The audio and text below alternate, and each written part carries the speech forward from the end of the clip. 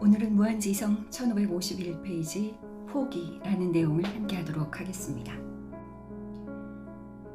구도자 또는 입문자를 의미하는 순례자가 포기하는 것에 이끌린다 라고 느낄 때 그것은 포기의 정신이 이미 그에게 잠재되어 있었음을 의미합니다. 포기에 대한 준비는 진화의 무수한 형태와 환생하는 동안 경험했던 탄생과 죽음의 문들을 통해 무수한 드나듦 속에서 고통에서 쾌락으로 그리고 쾌락에서 고통으로 가혹한 식의 주의 흔들림에서 비롯됩니다. 포기의 정신은 잠재되어 있기 때문에 그것을 표면으로 끌어내기 위해서는 어떤 자극적인 명분만이 필요합니다. 그것이 표면으로 드러날 때만이 우리는 잠재된 정신의 힘과 본성을 볼 수 있습니다.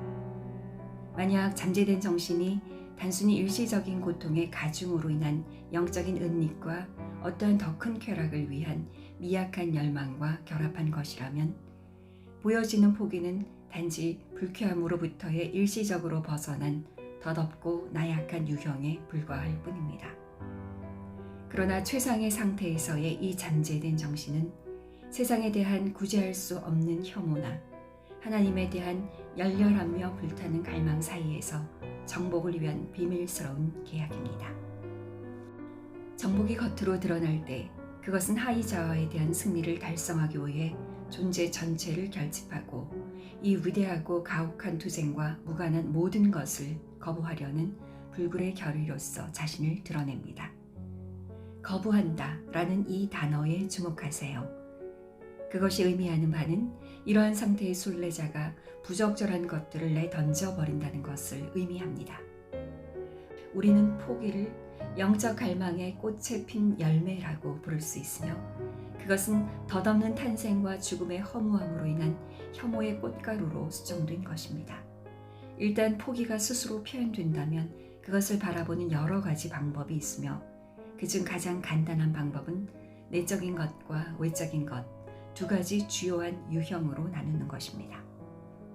외적인 포기란 세속적인 모든 즐거움과 물질적인 것들에 대한 육체적인 애착을 완전히 포기하는 것입니다.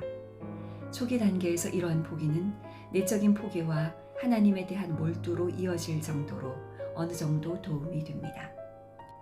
인도에는 수만 명의 소위 사냐시, 즉 포기자가 있으며 이 중 너무 많은 이들이 단지 비생산적인 나태한 삶을 마음껏 누리기 위한 일종의 직업으로서 외적인 포기를 선택했습니다.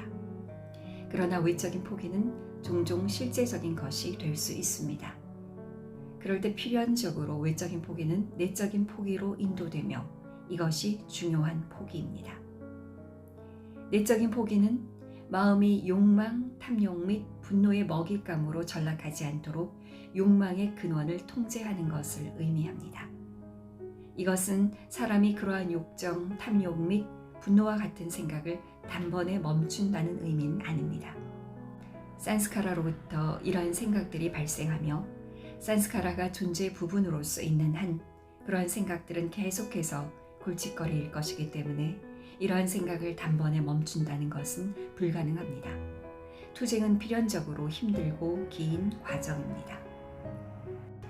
특히 서양의 경우 외적인 포기는 권할 만한 일이 못되고 실행 불가능합니다. 처음부터 내적인 것으로서 마음속에 포기여야 합니다. 사람은 세상에 살면서 모든 정당한 의무를 다하면서도 정신적으로는 모든 것으로부터 분리됨을 느껴야 합니다. 사람은 세상에 있지만 세상에 속해서는 안 됩니다. 수피들은 이것에 대해 다음과 같이 말합니다. 딜 바야르 다스트비카르 가슴은 하나님과 함께 손은 이를 위해.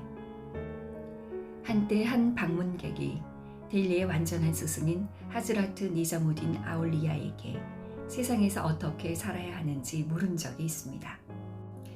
그 순간 마침 몇 명의 여인들이 머리에 물동이를 얹고 균형 잡힌 채 걸으면서 잡담하고 몸짓으로 이야기 나누며 지나가고 있었습니다. 니자무딘은 그들을 가리키며 말했습니다. 저 여인들을 보세요.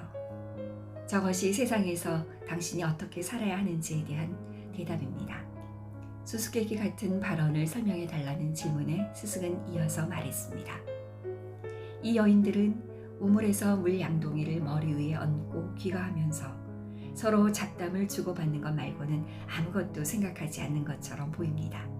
그럼에도 불구하고 그들은 머리에 있는 물 양동이의 균형을 잡는 훨씬 더 중요한 일에 항상 집중하고 있습니다. 따라서 당신의 몸, 당신의 감각 또는 순수한 당신 마음의 가장 표면적인 부분이 무엇에 사로잡혀 있든 당신의 마음의 뿌리가 끊임없이 하나님께 집중되어 있는지 살펴보세요.